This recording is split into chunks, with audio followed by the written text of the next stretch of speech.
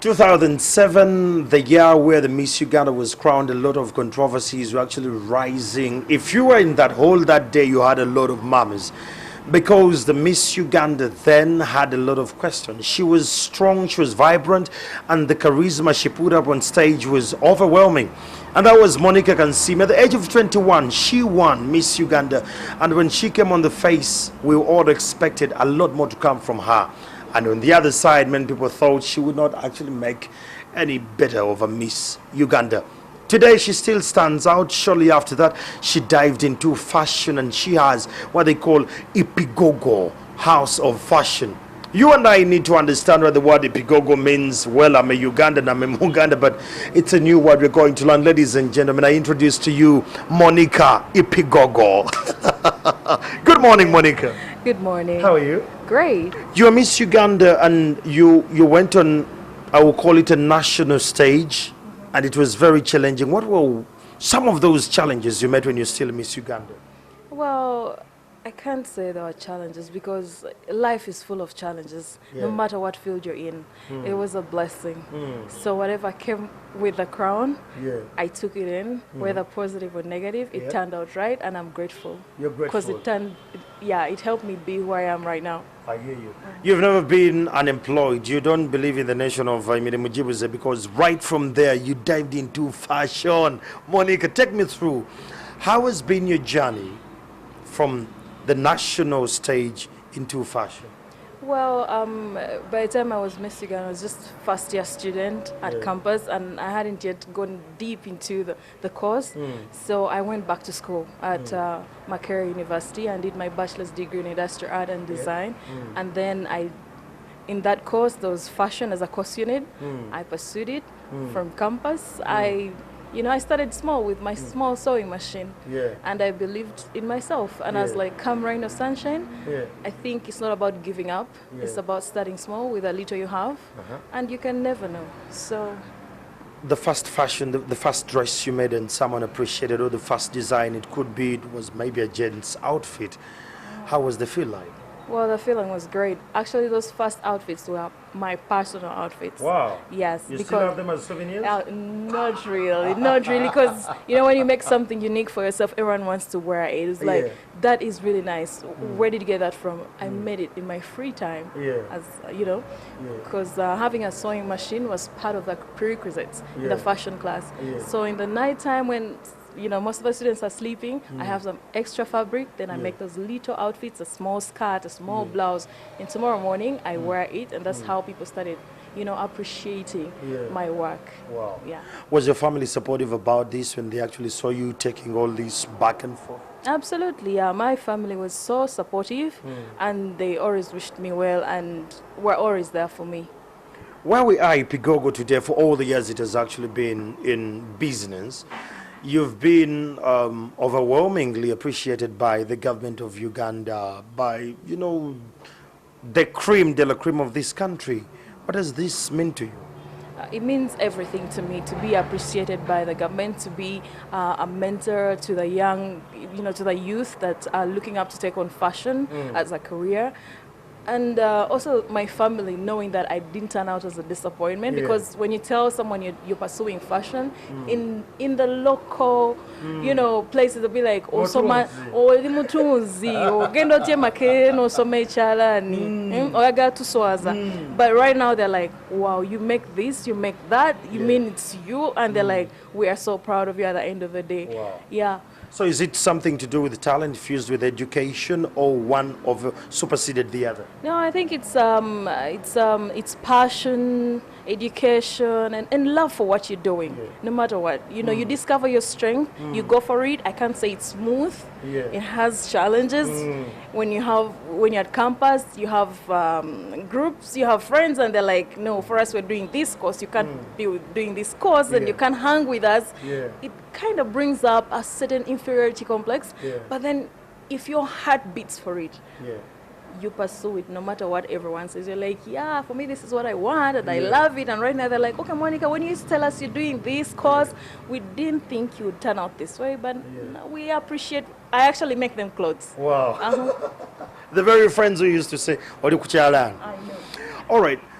Let's look at the bigger picture now. What you see, everyone looks at Monique is like, oh, Monique's couture is actually good. Ipigogo is working. It's doing good. The real challenge of someone like you as a designer, what are the real challenges from scratch? Well, the real challenge is actually not only me, but also the rest of the designers out there will say fabric, because we all know Uganda doesn't produce fabric, so we have to rely on the outside market in order to make clothes for our clients or clothes for ourselves. And that is a big setback, because sometimes you want to use a certain fabric to make a dress, but you're like, oh my God, it's not in the market. Okay, we have a pact with Ethiopia to actually get fabric at a lesser commercial rate. Does that work in fashion? Do you see it coming through? Not really, because the taxes, the taxes. Government now actually sees this. We have had that pact that is actually giving us fabric from Ethiopia when we are giving it, when it's given to us at commercial rate. Now, the designers are saying the taxes are still high. So minister, whoever is actually in charge, the designers are saying, rate Yes, the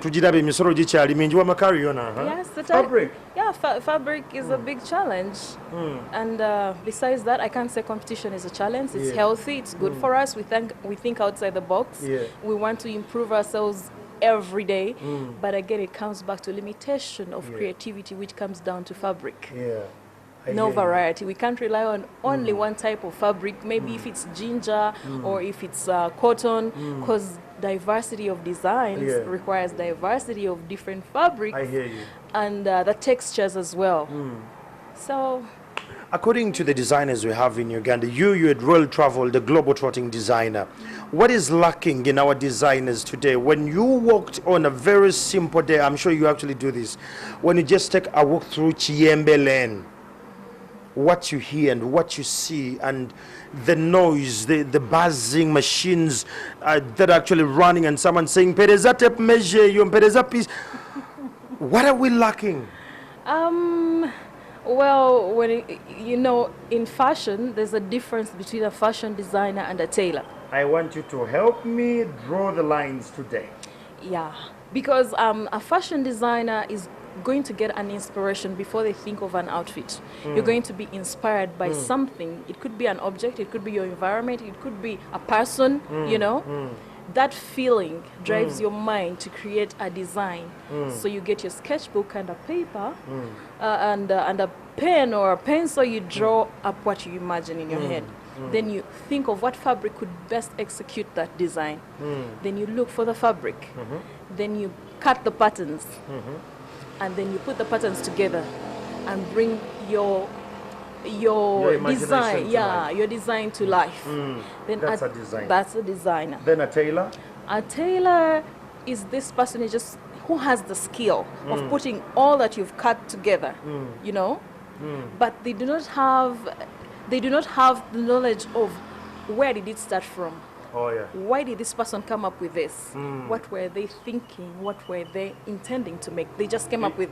It has nothing to do with the passion to make it work. No. It's about putting pieces together, patterns together, and let it get done. Is this how you wanted it? And that's what the tailor is going to ask you. Omuntu wangu wa wansi watching Morning Again TV. Omutunzi bamuwa tunga bot. Designer akirowooza n'akifumiitirizaako kyawuka kikyakuza bulijjo omutunzi kyatunga, so tubaawule. I think that is the best thing. Absolutely. Okay, we have understood that. We have had all those international. I've actually watched a couple of glamorous awards.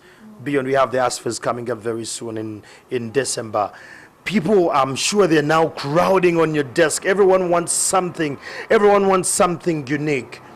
Do you feel as Ugandans we are getting the sense of fashion and design? We are getting the sense of fashion and design. We are appreciating it vis-a-vis the previous years. People would be like, no, I can't put on something made here. They'll believe in something that is made out of the country. It's the same machines, it's the same material, but there's that belief of if it's made out of Uganda, it's perfect. Even when it comes with its imperfections, you'll say you'll quickly defend yourself. It's a design. But if it's made here, even when it's perfect, you look for yasobeza I know kubanga ine wasobeza but it's okay. but if you buy it online and it doesn't fit, you'll be like, I think I've gained weight, not they made a smaller size. You get what I'm saying? Yeah. And then, of course, believing in what we can produce as fashion designers, that is still a challenge somehow, somewhere, because someone is just going to go online, pick up a dress, pop, send you Monica this. Monica this. Because we need the money. We have to survive. We have to keep the business running. You'll not be like, I will not be able to do this. But you try to advise them, according to your body type, this will work for you, this will not work for you. It's very few people that are going to understand that. And But actually, do they listen? like I said, very few people will listen and take in that and be like, okay, this is the kind of idea I want. Yes. But someone will just come from nowhere and be like, this is it, I want to look like Beyonce. Wow. The They don't body of consider Beyonce brings out the design well. That's what I'm trying to say. Why do Ugandans fail to trust Ugandan designers or fashion designers? That what I've seen on Pinterest, when I download it, I want it to look exactly the way it looks, and you actually, you know, you bring it when it's tailor-made, when it's the way. Have you seen these pictures online that are ridiculing our designers? What she saw online, what the designer delivered. Have you seen that online? Yeah, that's ridiculous. What does that make of our designers? How do you feel about when such a thing is running? No, we actually feel so sad. Let me put this maybe in the layman understanding, out of fashion. Yeah. It's like doctors, you know, and then the local doctors, the Yes. professional doctors, high profile doctors, and the local doctors. And Mama Fina. Absolutely, you know, some people like that. You know, someone will believe, if I go there and if I go to my grandmother and get a natural herb, I'm going to be okay. Another one will believe that if I go to the Mulago Hospital or a high class, you know, I'll be fine. But who of the two is going to give you a proper diagnosis of what you're suffering from? Thank you very much. Now that's what you call a doctor. Okay. When you come to me, I have to diagnose your body and know body, that your this, your color complexion, your body type looks good with something like this. That is how you'll step out and someone will be like, wow. But when you just go and get something from Pinterest or online and I took to my tailor to make this for me, and this is how I turned out. They did a photocopy, but they did not photocopy the body as well. Oh, yeah. It came out well, but it's on the wrong body. So you look at your body shape. No, seriously. I hear you. You look at your body shape. Look at the person you're trying to imitate. Is everything in the right place? Are you as curvy as the person you're admiring online? If yes, The height. if yes, there is no way the person is going to make you a dress and it's not going to look exact. But the body is different. The color is the color is different. The design is different. Everything is going to go a mess. Morning at NTV, we're tapping into the life of Monica Kansiime. She's hilarious, but well, thing is, we have always, you know, downloaded pictures and we go to our local Kafunda tailor and we say, this is what I want, and when it fails, we post it online and we rant about Ugandan designers. That is called self-prescription in fashion. And it's wrong. You look at yourself, you're like, I'll definitely look good in this. That is your own prescription of how you feel. That is your feeling coming out. But the reality of how you look like and the design you want and the photo you've brought, totally different. Self-medication is bad. Always come to the professionals. Absolutely. All right, let's talk about you at the summit and you showcased such a beautiful dress. Oh my God, it's so beautiful. Were you doing this? What inspired you to do this? Is your wedding soon? Did you have a sister who's getting married or something? No, I was inspired by my late mom. Wow. I looked at the heart of gold. Yeah. And actually, if you look at the dress very well, the upper part has a heart shape. Yeah. You know, so I was depicting my mom's golden heart. Wow. And not only my mom's golden heart, I know every person out there that has a mother or had a mother, you know, there's that golden heart. Your mother is your mother. There's none like your mom. There's that special moment, that special bond. They'll whip you, but the next minute they'll smile with you and you'll forget about everything. I hear so with gold, nothing is comparable to gold. Gold is gold. Wow. And a mother's heart is like gold. How long did it take you to actually come up with this? It took me 2 days. Monica. But it took me a day to make the dress. Wow. The first day was thinking. I've always wanted to do something, a tribute to my mom. Yeah. So you have to think it through. I think it through. So I'm like, my mom's heart. So how do I put a heart out there in my dress? And then I'm like, the upper part, which is the most important part of the you know, like the female bodies, the breast area. Yeah. That's where the heart is. So that's why I'm going to put the symbol of the heart. Yeah. So when you pull your camera straight there, you're going to see the heart. Yep. So I'm like, that's it. That's my mom. Wow. Yeah. Well, there you have it. We're still talking to Monica. Oh, that is touching. Mother's heart, the golden heart. Absolutely. If you're a man and you're out there and you have your mother or your wife, this time around, maybe you lost your mother, but you have your wife or your sister or your daughter, I challenge you to look at their golden heart and see how best you can come up with something unique at Ipigogo. Let's talk about the empowerment of the girl child in Uganda. What do you make of the women today in Uganda? Well, the girl child empowerment in Uganda right now, I think, is improving because before I jumped into fashion, going back to school, my 1 year of Miss Uganda, I was actually a brand ambassador for UNFPA, and we're promoting girl child education. And by then, the number of girl child dropouts, teenage pregnancies was high. But I think with more of those projects out there in the field and empowering them through looking up to skills like fashion, you know, because this is something that was really looked down upon. But when I come out and I'm like, I'm a fashion designer and tunga chalani, but you know, through this, I've done this, through this, I've done this, they're like, oh, even as we can be like you. So I've really contributed something and I've inspired a few. Yes, you have. Yes, you have. And I'm glad that the number of the school dropouts, especially the girls, has dropped. How best can government actually, you know, fuel more of these numbers to actually keep going down and down, possibly even to zero? How best can we engage it? Well, opening the, you know, just go out to the youth and tell them, listen, not only the white collar jobs, let everyone do what they can. Discover yourself. If you're good at female football, do that. If you're good at cooking, do that. Don't look down on yourself, no matter how small it is. Everything that becomes great starts small. Some people are scared actually of starting small. Bandabe kukalani, that's the whole thing of kamuwekati. When they look at the picture right now, they're like, no, you can't have started. But remember, when you started as a young baby, you couldn't. You started crawling, then you walked. And you didn't have teeth. Now full set. Now you're a grown man with beards. You know, that is how business is supposed to be. And all this has to start with small projects that are impacted in remote areas, or even here in town. Also, students at Makere or in any other, you know, educational center, they have to focus more on building skill. So that we don't have cases of tewali milimu, government etuyambe. Not everyone is designed to sit in an office. Absolutely. We're all gifted differently and we can make it work. Wow. There you have it. That is Monica from Ipigogo. Isn't she inspiring? What do you make of marriages today? Well, marriage is from God. That's all I can say. And are we heading there yet? Should we expect you to run down? You know we have all these services. I'll still stick to the same. God's time is the best. Monica ain't married yet, but she's saying God's time is the best.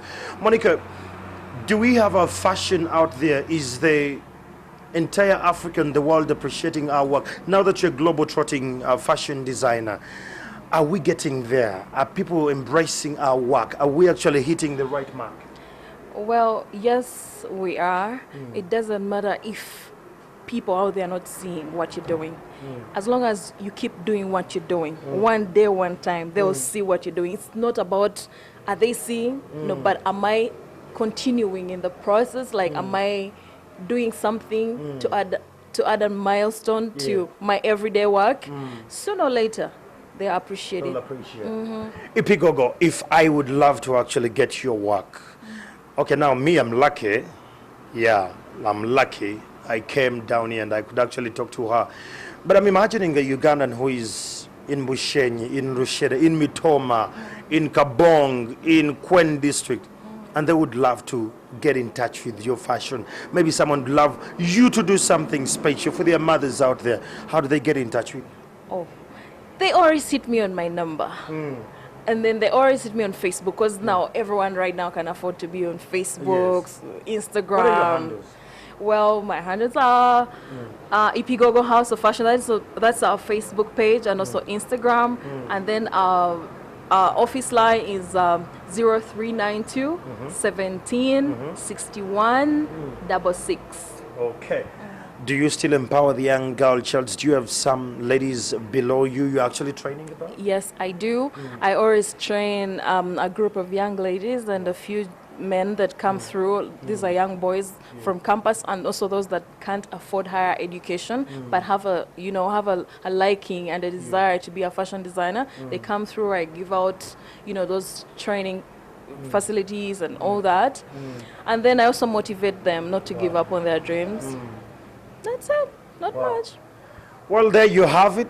We've had it all from Monica. She's so inspiring. She's touching. So if you're a young girl and you're watching Morning at NTV today, I challenge you to just get a few. You may not have picked the entire conversation, but pick one or two. She's actually said.